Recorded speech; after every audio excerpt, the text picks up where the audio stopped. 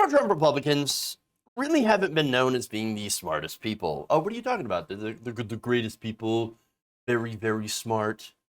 No, I've said that there are two different people that surround themselves in the MAGA movement around Trump. There are dumb people, and then there are people who prey on dumb people. Now, one Virginia candidate outed himself as one of the dumb people by asking this question on Twitter. So this is a state legislative candidate in Virginia, Scott Pio, who is challenging Democratic delegate David Reed in Loudoun County's District 32. He asked this. Let me show you. I'm curious. Do you think the sea level would lower if we just took all the boats out of the water? Just a thought, not a statement. Deep. Very deep thoughts. Perhaps even ocean level deep. All right. So, no, look, bro. You should have left that one in the drafts. Not a smart question. All right. So now, why would somebody actually ask that question? I mean, when you think about it, sea level rise is a legitimate thing to talk about. In fact, it's a significant problem as it relates to climate change. One of the most destructive parts of climate change, because you have flooding of islands, you've got flooding of coastlines, entire countries. In fact, there was scientific research published last year by scientific magazine Nature Communications. And it found that by 2100, 200 million people in the world would be living below the sea level line. So unless you've got some, pretty big coastal defense against climate change, walls and things like that, well, if you're living below sea level, you would be underwater. Now, again, there are places in this world that are already below sea level and are not completely flooded out. Again, you have places like in the Netherlands, for example, that have, systems where there are irrigation channels and ways that they're able to, that they were able to reclaim some of the land from the ocean. That said, if it rises, it continues to rise as a result of climate change, all those efforts are going to be undone. And so that is pretty problematic, considering how big of an area you have to have 200 million people be under sea level. So big problem, right? And by the way, that's not just the 200 million. You'd also have an additional 160 million people that will be affected by higher annual flooding as a result of rising ocean levels. And so, in fact, from the study, out of the 200 million directly affected by rising sea level, researchers estimate that 70% would live in just 8 countries in Asia. Most people affected would live in China, 43 million, or about 20%. 32 million and 27 million affected people would be in Bangladesh and India. They would also be hit hard, as would be Vietnam, Indonesia, Thailand, the Philippines, and Japan. Philippines and Japan, of course, being literal islands, as Indonesia. And so in Europe, the Netherlands would be theoretically the most affected. Here, more than 4 million people are expected to live below the sea level line by 2100. And so I'm not sure if I have to explain what exactly that means, but I'm going to do it anyway, right? Mass migration. You have all this land that is going to be overtaken by the ocean. Where are people going to live? People are going to move. People are going to move off these islands, or else you can't live underwater. And so you don't have a set of gills. You're not like the Kevin Costner in Waterworld. What's going on? Big water, ocean water. Thank you for that. But no, it's not a laughing matter, though. Ben Shapiro, just sell your house. Just sell your house and move somewhere else. That's obvious. Who are you going to sell your house to? Fish people? I mean, again, you have that problem, mass migration. You've got, of course, upheaval of food sources as well. You've got conflict, obviously, with all these people moving around, trying to escape, going into places. They're going to try to get into countries. Countries are going to close their borders. It's going to cause all sorts of different, conflicts, wars, financial disasters. I mean, just you name it. It's going to be a disaster. It's going to be a disaster. And so it's not good. It's not looking good. Now, obviously, the real answer here would be to go carbon neutral as quickly as possible in order to head off this, massive sea level rise. Okay? But no. Io says, just remove the boats. No boats? I wonder how much that will solve sea level rise. So now, of course, the effect of that would be, okay, if you were to stop the boats, theoretically, then what would happen to international shipping? That would be pretty economically devastating since we have a global economy. So right now, for example, there's a ton of shortages thanks to COVID. People are running out of things. International shipping has slowed down quite a bit. Think about what would happen, the shortages that you would have if all international shipping just stopped. No more boats, right? Oh, but what about planes? Look, planes can't carry the amount of goods that boats do. You'd have to have nonstop flights all the time. And again, it's just more, all the stuff that is carried through international shipping, you just can't ship it, switch it over to flights only. Absolute disaster. So now I don't think he thought this one at all.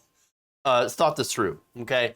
But I think he realized at some point that it was dumb after the fact, and was like, okay, I'm gonna delete this. I'm gonna delete it. So now I showed you the tweet because it happened to have been preserved by Blue Virginia. So Blue Virginia is a Democratic group. They picked it up. They made fun of him, which is great. Sucks for him, but it's great. He could have let it go there. But no, once people started making fun of him, he then goes, oh yeah? Double down. Double down. He said this: when you take things out of bathwater, the bathwater decreases, does it not? Got a lot of hate from your group for asking a question about taking things out of that water. Curious when you stop believing in pure physics. I guess you don't believe in science experiments.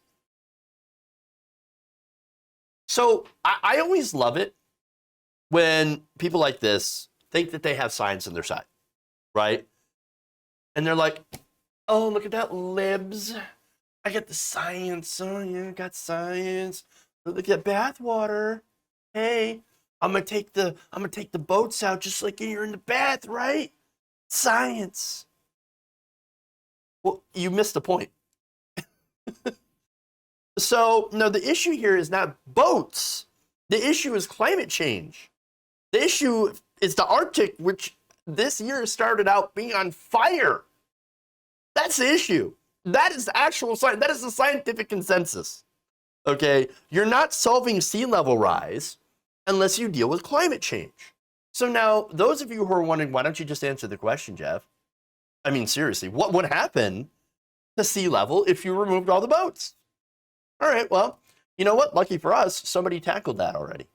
This is Randall Munroe, who is an engineer who also does a webcomic. Oh, great. So now Munroe concluded that the impact on sea levels would be, if you were to remove all human craft from the ocean, would result in a 6 micron impact on sea level. That is slightly more than the diameter of a strand of spider silk. Turns out the displacement caused by the entirety of humanity and all of our sea craft and all of our shipping and everything amounts to a literal microscopic drop in the ocean. And this shouldn't be a surprise. The ocean makes up like 70% of our planet. We barely even explored it, much less charted it. And look, more astounding facts. The ocean is 321,003,271 cubic miles. Oh, that's a lot. A lot of miles. It has a total of 352 quintillion gallons of water.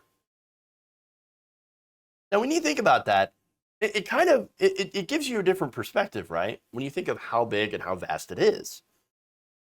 And sometimes people can come to the wrong conclusion that, well, if it's so big, how can we affect it?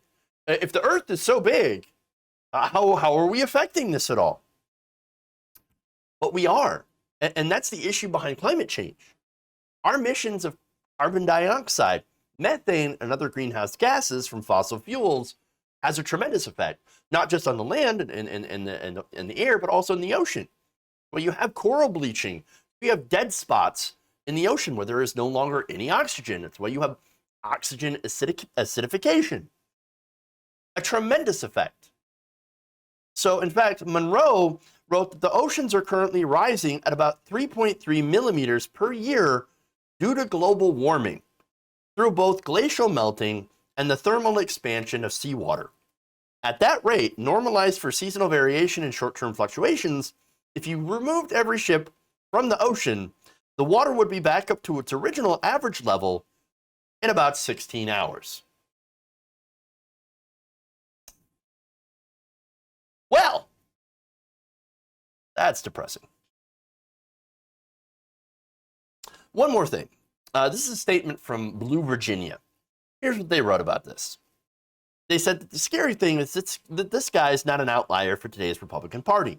The party of Donald Trump, Marjorie Taylor Greene, Lauren Boebert, Bob Good, Ken Cuccinelli, Glenn Youngkin, Winsome Sears, Jason Miyares, etc., which means, of course, that we'd better not let these people take power, here in Virginia or nationally, until their entire party fundamentally changes back to sanity and actual conservative principles, not extremist lunacy. So now there's a couple of things, I have some thoughts about that statement. Well, I tend to generally agree that we should not let these people back into power. The Republican Party, understand, is not going to ever return back to sanity because they never believed in sanity to begin with. You see, they've never believed in doing anything about climate change because it's not about facts. Facts don't matter. It's about the monies from fossil fuels. Getting them back to quote-unquote sanity isn't going to do a damn thing because it's not about that. Not only that, but we also have a Democratic Party with people like Joe Manchin, Henry Cuellar, Lizzie Fletcher, Vicente Gonzalez, and Mark Veazey, and among others. Now, all of those people, according to OpenSecrets.com, are among the top recipients of oil and gas donations. And of course, unsurprisingly, most of these Democrats, with the exception of Joe Manchin, are in Texas, where there is, of course, a booming oil and gas industry. And then, as I said, West Virginia. Look, Joe Manchin, he owns, he has a stake. Let's just say this. He has investments in Enersystems, which basically burns waste coal for energy, which, of course, is very, very bad for the environment. He gets double his congressional salary from burning that coal. And he is the top recipient out of all of those other, both Republicans and Democrats, of money from oil and gas. Gee, I wonder why. So now my point is, while people like Io might be stupid,